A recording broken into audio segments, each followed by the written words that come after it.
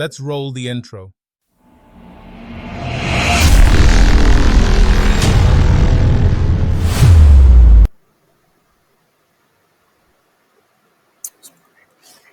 Alright guys, बिस्मिल्लाहिर्रहमानिर्रहीम। Alright guys, तो मैं आ गया हूँ गीक्स फॉर गीक्स की वेबसाइट पर और यहाँ पर आप देख सकते हो कि आज का जो हमारा टॉपिक है वो है C plus plus polymorphism. Polymorphism होता क्या है? कहता है the word polymorphism means having many forms. ठीक है, पॉली का मतलब होता है मैनी एंड मॉर्फिज्म फॉर्म्स, यानी मैनी फॉर्म्स। ठीक है, in simple words we can define polymorphism as the ability of a message to be displayed in more than one form। ठीक है, more than one form किसकी हो? एक ही चीज की हो। यानी आम अल्फाज में हम कहें, यहां पर आकर मैं एक फाइल क्रिएट कर लेता हूं, qt24.cpp।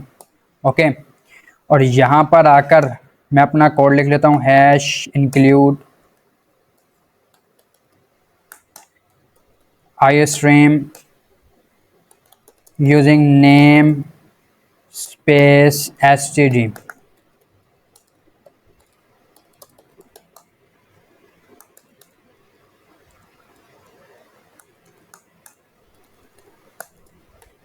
ठीक है, कुछ इस तरह हमने काम कर लिया।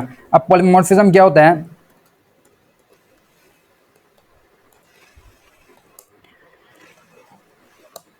One name should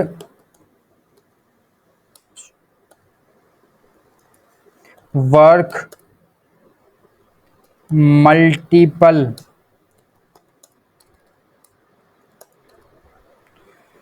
work.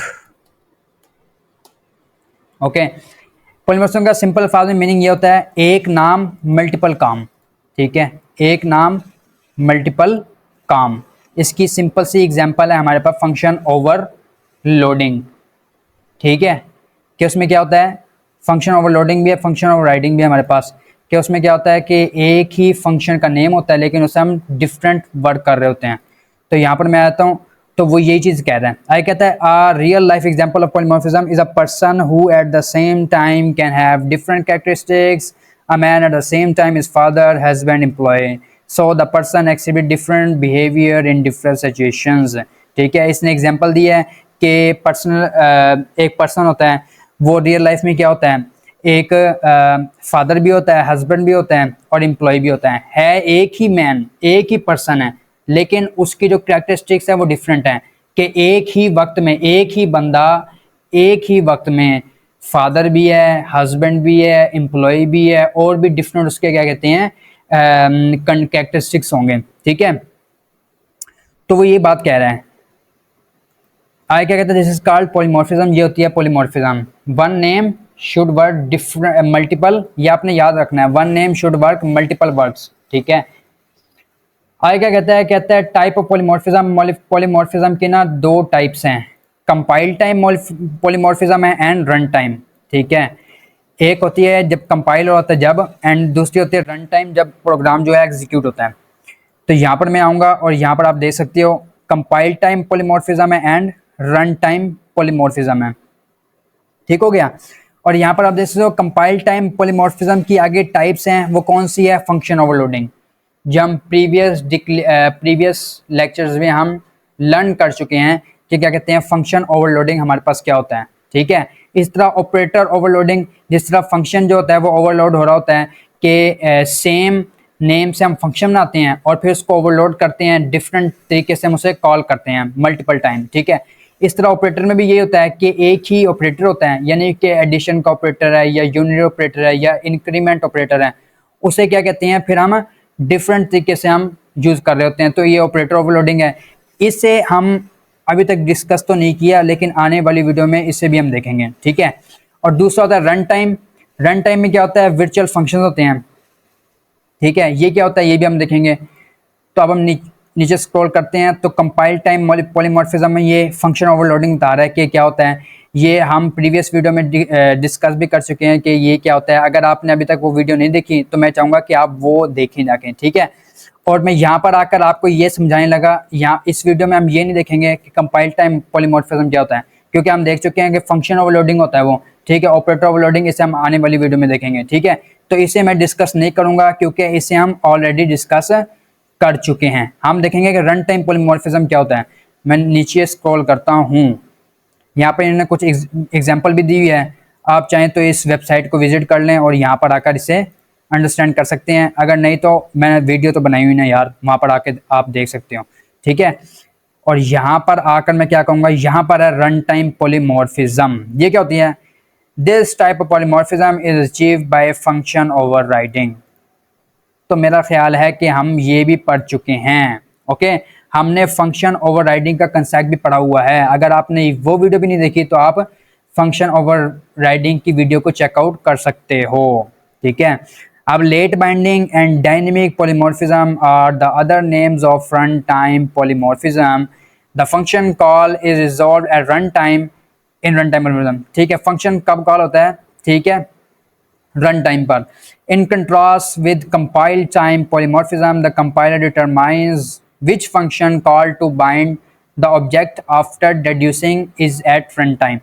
ये जो चीज़ है ना, लेट बाइंडिंग डायनेमिक, इसे हम नेक्स्ट वीडियो में कवर करेंगे। अभी हम देख लेते हैं फंक्शन ओवरलोडिंग ओवरराइडिंग क्या होता है। ये वैसे तो हम दे सकते हैं, लेकिन अब हमने जो एक टर्म पढ़ी है, एक मिनट, ये क्या होती है, इसे हमने देखना है, ठीक है, वर्चुअल फंक्शंस को, ठीक है। क्योंकि हमने यहां पर अभी देखा ना कि रन टाइम में क्या होता है, वर्चुअल फंक्शन होते हैं। फिर उसने आगे बता दिया कि रन टाइम बेसिकली क्या होता है, फंक्शन ओवरराइडिंग ही होती है। कंपाइल टाइम में फंक्शन ओवरलोडिंग होता है, रन टाइम में फंक्शन ओवरराइडिंग होती है, ठीक है। लेकिन यहाँ पर इसने जो वर्चुअल फंक्शंस का जिक्र किया ना, ये क्या होता है, इसे हम देखते हैं। तो मैं यहाँ पर आऊँगा और यहाँ पर आप देख सकते हो कि इसने वर्चुअल फंक्शंस के बारे में क्या कहा हुआ है। कहता है virtual function is a member function that is declared in the base class. ये हमेशा बेस क्लास में ही डिक्लेयर होता है using the keyword virtual and is redefined, यानी ओवरराइडन। ये आप देख सकते हो कि रीडिफाइंड का वर्ड हमने कहाँ पर पढ़ा था, हमने पढ़ा था फंक्शन ओवरराइडिंग में, ठीक है, जहाँ पर हम ओवरराइड कर रहे होते थे चीज़ों को, दोबारा से इनिशियलाइज करवा रहे होते थे, ठीक है। तो यहाँ पर देखो ओवरराइडिंग लिखा हुआ है इसने इन ड्राइव क्लास। आगे क्या कहता है, some key points about virtual functions. Virtual functions are dynamic in nature. ये डायनेमिक होते हैं, क्या मतलब कि ये रन टाइम पर ही चलते हैं बस, ठीक है। They are defined by inserting the keyword virtual inside base class and always declared with base class and overridden in child class, ठीक है। ये always कहाँ डिक्लेयर होगा, इसे हम virtual कीवर्ड से डिनोट करते हैं, ठीक है। और फिर हम क्या कहते हैं, इसे हमेशा बेस क्लास में ही रखते हैं। देन क्या कहता है, virtual function is called during run time. ये रन टाइम में हमेशा कॉल होगा। आगे उसने एग्जांपल दिया, तो हम यहाँ पर आकर एग्जांपल भी देख लेते हैं। तो हमने पढ़ लिया टाइप्स। फर्स्ट टाइप क्या है, compile time polymorphism. Then second क्या है हमारे पास, वर्चुअल फंक्शंस, ओके। और यहां पर अगर टू आ जाएगा, कंपाइल टाइम में हमने क्या देखा है, हमने देखा है फंक्शन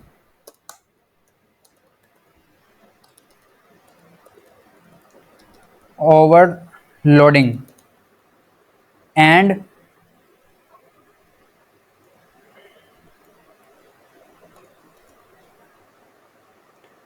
ऑपरेटर ओवरलोडिंग, ठीक है। इसे तो हम डिस्कस कर चुके हैं, ठीक है। इसे हम आने वाली वीडियो में कवर करेंगे। ये हम पढ़ चुके हैं, ठीक है। और ये virtual functions basically compile time और रन टाइम, यहां पर मैंने गलत लिखा है,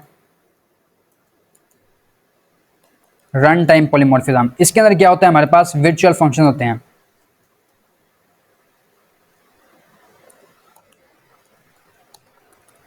वर्चुअल फंक्शन होते हैं हमारे पास, जो बेसिकली क्या होते हैं, कैसे वर्क कर रहे होते हैं, फंक्शन ओवरराइडिंग की तरह ही वर्क कर रहे होते हैं, ठीक है, कुछ इस तरह काम चल रहा होता है। अब वर्चुअल जो है, वर्चुअल का मीनिंग क्या है, ठीक है, वर्चुअल का असल में मीनिंग क्या है, हम यहाँ पर आते हैं और सर्च कर लेते हैं गूगल पर, बल्कि मैंने सर्च किया हुआ पहले से, तो वर्चुअल मीनिंग इन इंग्लिश, ठीक है। तो वर्चुअल का क्या कहते हैं, मीनिंग क्या होता है, तो मैं यहाँ पर आकर अगर इस पर क्लिक करूँ, कहता है बीइंग सच इन सेंस और इफेक्ट दो नॉट फॉर्मली रिकॉग्नाइज और एडमिटेड, ठीक है। यह कहता है, यहां पर अगर हम इसे देखें, virtual world is a computer based simulated environment. The term has become largely synonymous with interactive 3D virtual environments, ठीक है। इसे हम देखेंगे, आपने देखा होगा जो हमने 3D जो virtual environments होते हैं उसमें क्या होता है कि हमें जो है ना चीज़ें रियल नज़र आ रही होती हैं, लेकिन वो असल में होती नहीं हैं, ठीक है। यहाँ पर आकर मैं लिखता हूँ,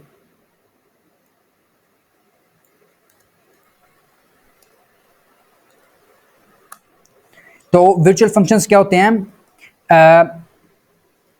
इनकी कोई रियलिटी नहीं होती है, यानी वर्चुअल का मीनिंग हम लेना तो होता है टेम्परेरी,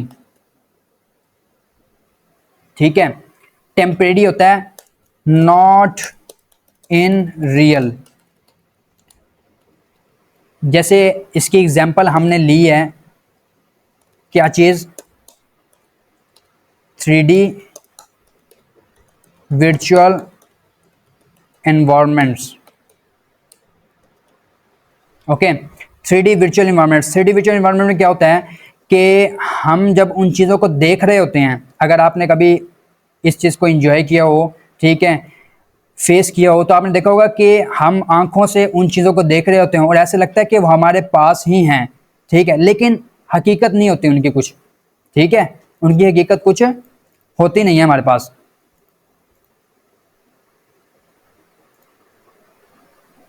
यहां पर आकर, ठीक है, हकीकत कुछ नहीं होती। तो वर्चुअल का मतलब क्या होता है, नॉट इन रियल, एग्जिस्ट करता है बट लेकिन रियलिटी उसकी नहीं होती, रियल नहीं होता, सिंपल फार्म में हम ये कह सकते हैं।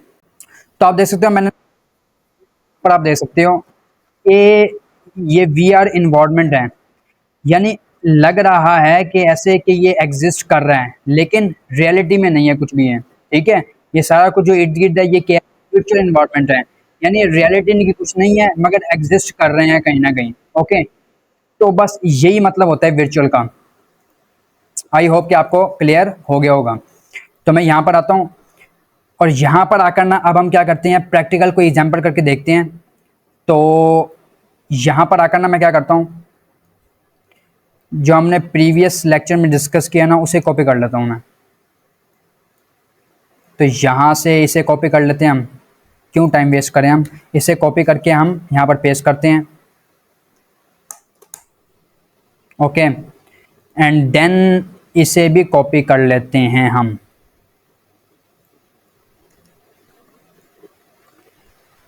और यहाँ पर आकर पेस्ट कर दिया मैंने,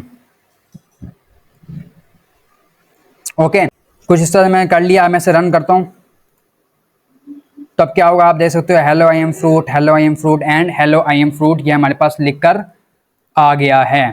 ये हमने प्रीवियस वीडियो में डिस्कस किया था, ठीक है। ये कैसे हो रहा है, हालांकि हम यहाँ पर ए और जो एप्पल और मैंगो की जो हमने क्लास बनाई थी उसे भी हम क्या कहते हैं, रेफरेंस करके उसके फंक्शन को कॉल कर रहे हैं, लेकिन हमारे पास हर बार हेलो आई एम फ्रूट ही प्रिंट हो रहा है। तो हमने डिस्कस किया था ये क्यों हो रहा है, क्योंकि जो हमने ये जो पॉइंटर क्रिएट किया है ये किस टाइप का है, ये फ्रूट क्लास की टाइप का है, इसलिए ये ना इस तरह वर्क कर जाता है, ठीक है।